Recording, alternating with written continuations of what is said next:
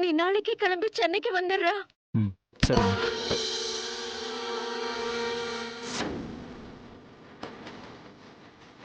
Hello.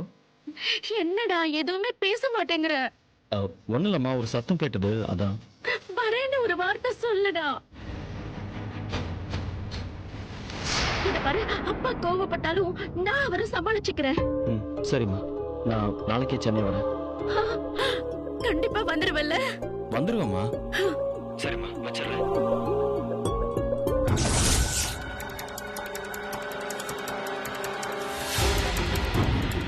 நீ சென்னைக்கு தான்டா போற. ஆனா உயிரோட இல்ல, போனாமா.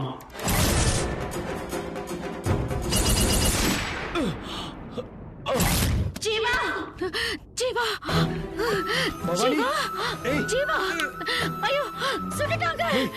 என்னம்மா பவானி? என்னம்மா, நல்லா தானே தூங்கிட்டு இருந்த? ஜீவாவை சுட்டுட்டாங்க. பவானி, சுட்டுட்டான். யாரு சுட்டா? அந்த இன்ஸ்பெக்டர் ஜீவாவை சுட்டுட்டான். ஐயோ, என் ஜீவா, ஜீவா, நான் பையன் ஜீவாவை பவானி, நான் என் பையனை பார்க்கணும். பவானி, பார்க்கணும். நீ சொல்ற மாதிரி எல்லாம் எதுவும் நடக்கலமா. நீ ஏதோ கெட்ட கனவு கண்டிருக்கமா. கனவா? ஆமா பவானி, நீ கண்டது கனவுதான். முதல்ல தண்ணிய குடி, இரு வரேன். இந்தா தண்ணி குடி.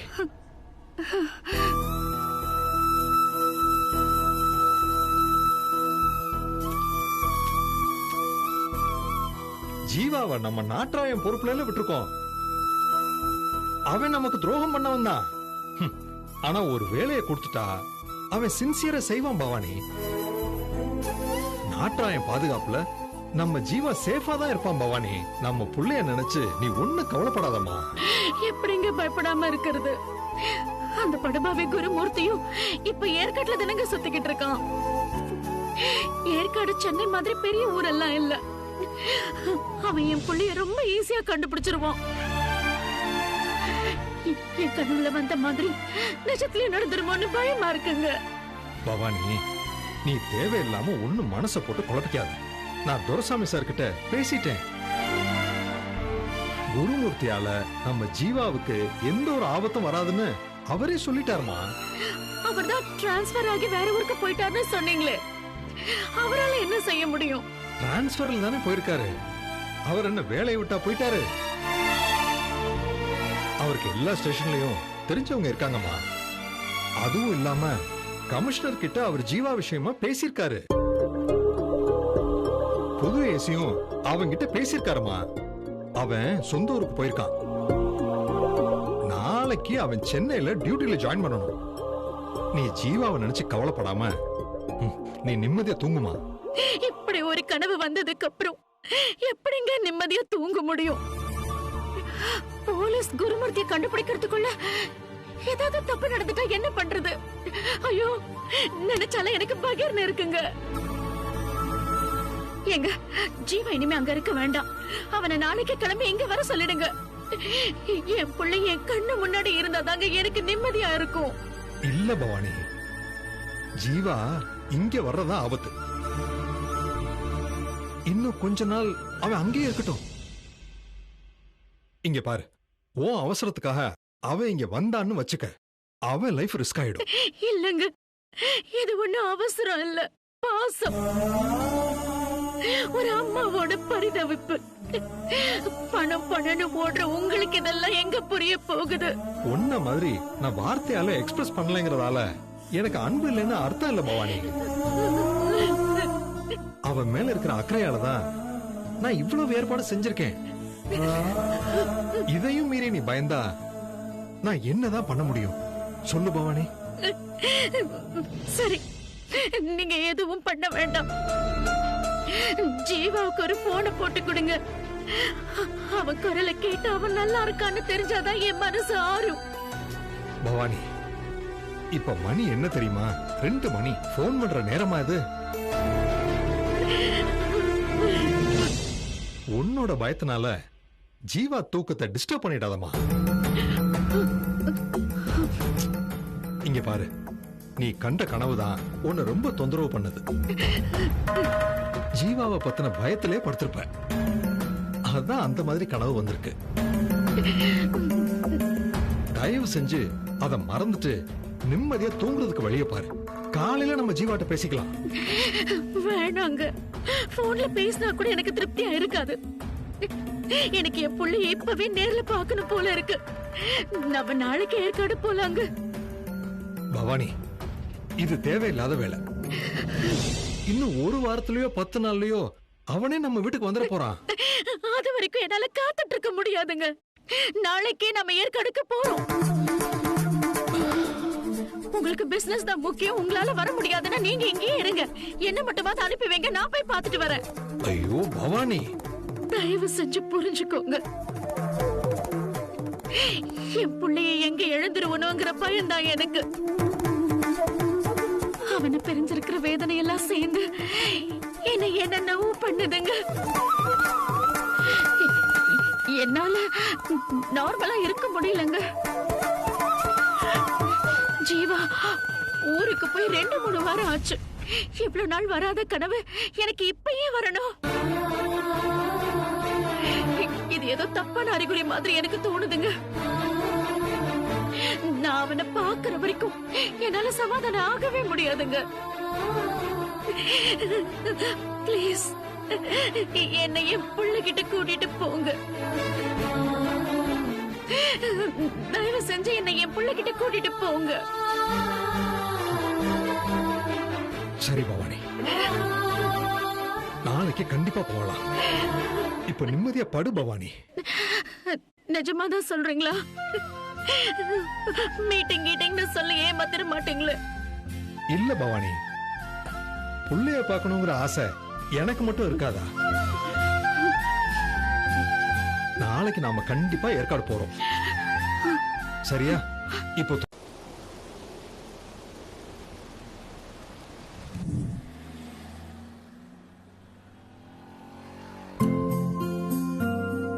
கார்த்தி, வீட்டுல கொஞ்சம் ஜாக்கிரதையா இருங்க. நானும் ஊருக்கு போயிட்டு வரோம். சரி. சரியா? சரி. அதெல்லாம் அவங்க பாத்துப்பாங்க. டைம் ஆகுது, வாங்க போலாம். சரி வா. அப்பா ஒரு நிமிஷம் பா.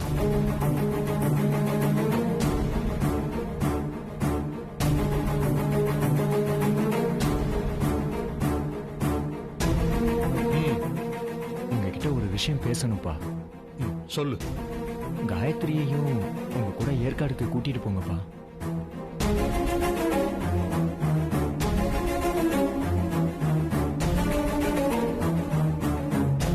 எதுக்கு? அங்க வந்து எடுபடி வேலை செய்யறதுக்கா?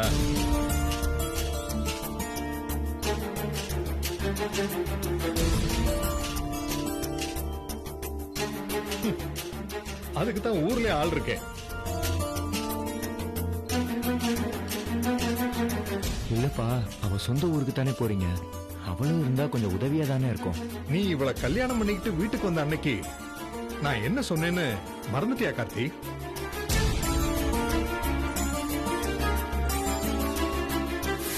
உன் பிள்ளைக்கு வேணா அவ வீட்டுக்காரியா இருக்கலாம், ஆனா மருமகங்கிற அந்தஸ்தை நான் தரமாட்டேன். அப்பா, என்ன பொறுத்த வரைக்கும் அவ இந்த வீட்டு வேலைக்காரிங்க. உன் குடும்பத்துல இருந்து யாரும் அவளை பார்க்க வரக்கூடாது.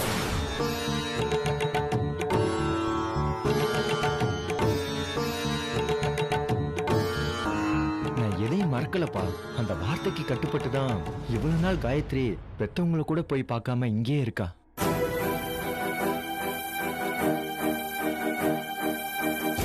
இதுக்கு மேலேயும் அப்படியே இருந்துட வேண்டியதானே? திடீர்னு என்ன பெத்தவங்க மேல பாசம் பொங்கிக்கிட்டு வருது? இல்ல, காயத்ரி அவங்க அப்பா அம்மாவை பிரிஞ்சு வந்து 3 வருஷம் ஆச்சுப்பா. ஆனா அம்மா ஜீவாவை பிரிஞ்சு 3 வாரம் தானப்பா ஆகுது.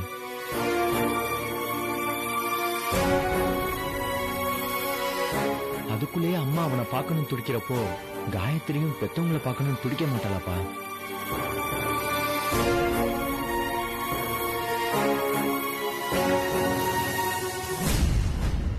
காயத்ரிக்கு அந்த வருத்தம் உள்ளுக்குள்ள இருக்கதானப்பா செய்யும். நீ இந்த மாதிரி என்கிட்ட ஆர்கியூ பண்ற ஆள் இல்லையே. ஓ, உன் பொண்டாட்டி கீ கொடுத்து அனுப்பிச்சாளா?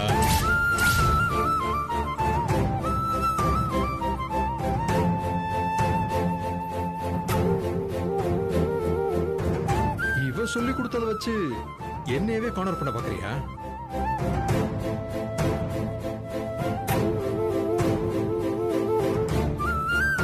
இல்லப்பா, ஊருக்கு போகணும் தானே அவ ஆசைப்பட்டா. அதுல இருக்க நியாயத்தை தான்ப்பா நான் சொல்லிக்கிட்டு இருக்கேன். நியாயத்தை பத்தியும் தர்மத்தை பத்தியும் பெத்த அப்பனுக்கே நீ கத்து கொடுக்கறியா? தப்பில்லைங்க.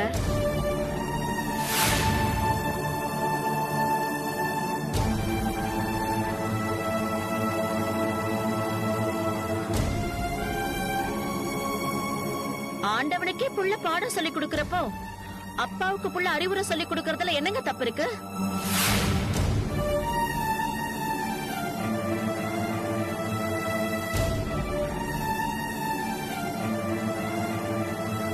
வேண்டாம் பவானி, நீ இந்த விஷயத்துல தலையிடாத. தலையிடக்கூடாதுன்னு சொல்றதுக்கு இது ஒண்ணு உங்க பிசினஸ் இல்லங்க, நம்ம குடும்ப சம்பந்தப்பட்ட விஷயம்.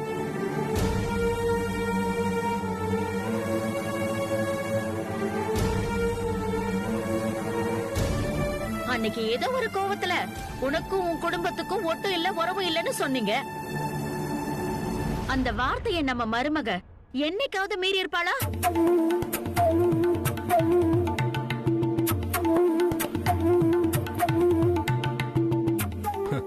மீறினா இந்த வீட்டுல அவளுக்கு இடம் இருந்திருக்காது. இந்த வாழ்க்கையும் அவளுக்கு கிடைச்சிருக்காது.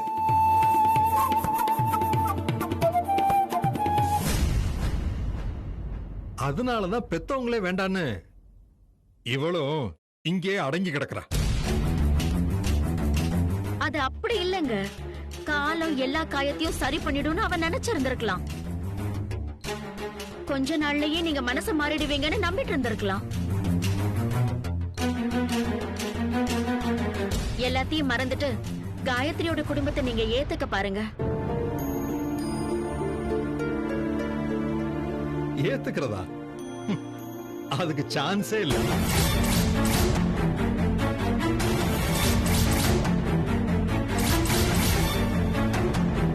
கிளம்புற நேரத்துல எதுக்கு நீ தேவையில்லாம பேசிக்கிட்டு இருக்க?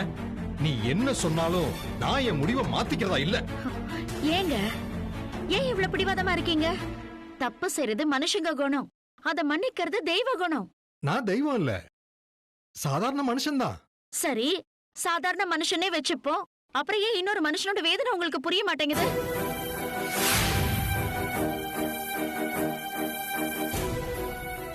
என் புள்ள வெளியூர் போய் கொஞ்ச நாள் தாங்க ஆச்சு. அதுக்கே என் மனச தாங்கல. அவனை பார்த்தே ஆகணும்னு மனசு துடிக்குது. அதே மாதிரி தானே காயத்ரியும் அவங்க அம்மாவை பார்க்கணும்னு துடிப்பா.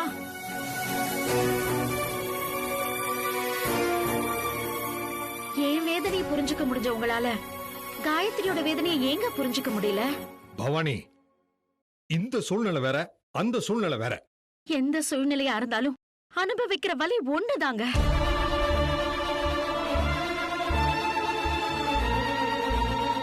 இத பாருங்க, பெத்தவங்களுக்கும் பிள்ளைங்களுக்கும் உள்ளது தொப்புள் கொடி உறவு. அந்த உறவையே அறுத்து எரிஞ்சிடணும்னு சொல்றது மிகப்பெரிய பாவம்.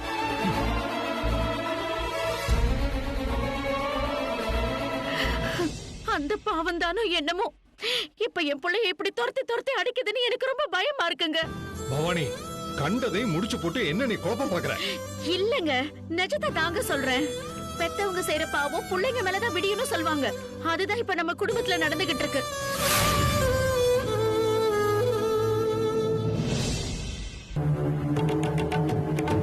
காயத்ரி குடும்பத்துக்கு நீங்க செஞ்சுகிட்டு இருக்கிற பாவம் தான் என் புள்ளைய இப்படி உயிருக்கு பயந்து அங்கேயும் இங்கேயும் ஓட வச்சுக்கிட்டு இருக்கு. நீங்க காயத்ரி குடும்பத்தை ஏத்துக்கிறது தான் இதுக்கு ஒரே பரிகாரம்.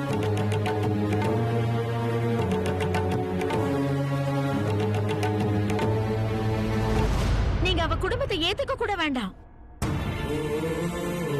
காயத்ரி பெத்தவங்களோட சேரத்துக்காவது அனுமதி கொடுங்க, அது போதும்.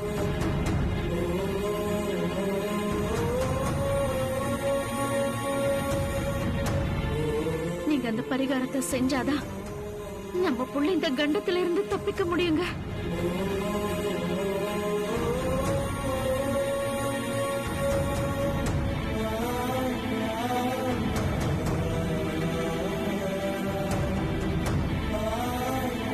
நான் இவ்வளவு சொல்லியும் உங்க மனசு மாறல. அவங்க உறவே வேண்டான்னு முடிவு பண்ணிட்டீங்கல்ல, அப்புறம் எதுக்குங்க நம்ம பிள்ளைய நாட்டா என்ன பாதுகாப்புல இருக்கட்டும்னு அனுப்பி வச்சீங்க?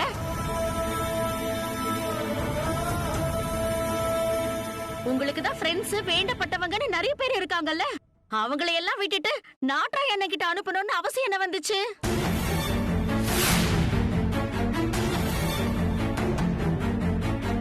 ஏன்னா அவர் மேல நீங்க வச்சிருக்கிற நம்பிக்கை அப்படி, அவருக்கு உங்க மேல இருக்கிற விசுவாசம் அப்படி.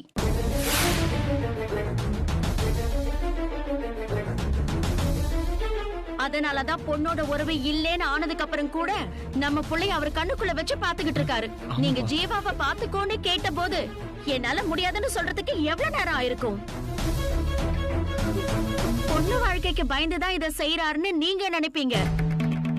ஆனா அது காரணம் இல்லங்க, அவர் உங்க மேல வச்சிருக்கிற நம்பிக்கையும் விசுவாசமும் மரியாதையும் தான் இதையெல்லாம் செய்ய வச்சிருக்கு.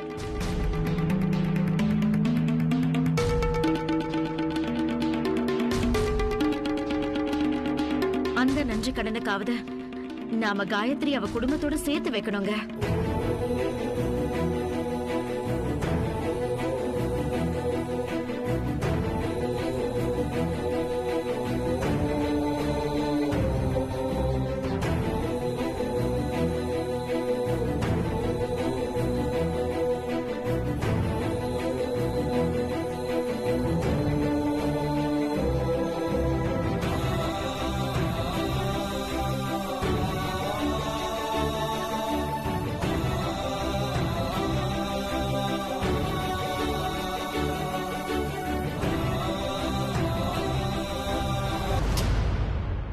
சரி பவானி, டைம் ஆகுது, அவளையும் சீக்கிரம் கிளம்ப சொல்லு.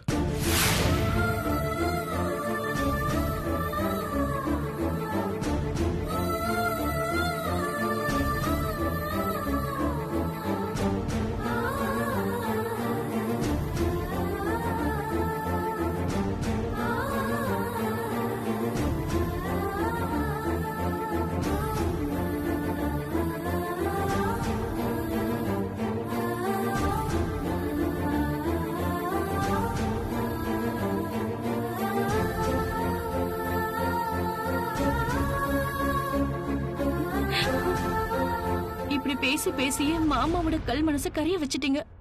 ரொம்ப தேங்க்ஸ் அத்தை. ஐயோ என்னம்மா நீ இதுக்கெல்லாம் போய் அழுதுகிட்டு? இத பாரு, நீ உன் குடும்பத்தோட சேர வேண்டிய நேரம் வந்துருச்சு. இதுல நான் பண்ணது ஒண்ணுமே இல்ல. சரி, டைம் ஆகுது, மாமா கீழே வெயிட் பண்ணிட்டு இருப்பாரு. நீ சீக்கிரம் போய் ட்ரெஸ் எல்லாம் எடுத்துட்டு வா. உங்க மேல இருக்கிற நம்பிக்கையில நான் ட்ரெஸ் எல்லாம் ஏற்கனவே எடுத்து வச்சுட்டேன் அத்தை. ரொம்ப நல்லதா போச்சு, வா கிளம்பலாம். வாப்பா.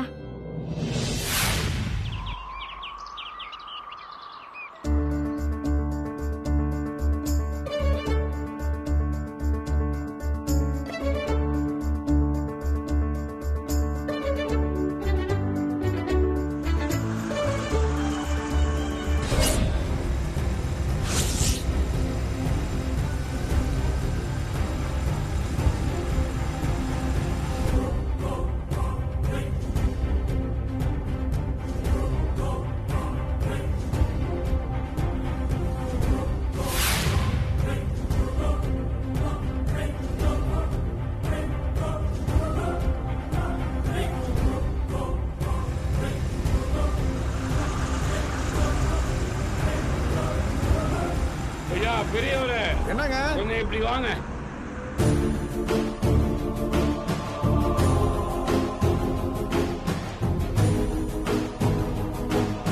என்ன சொல்லுங்க ஐயா, இந்த பயலை எங்கேயாவது பார்த்திருக்கீங்களா?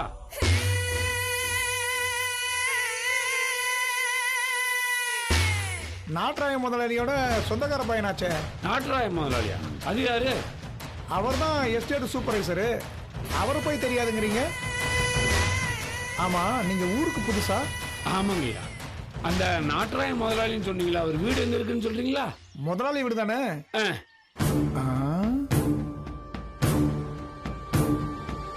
ஆமா, நீங்க யாரு?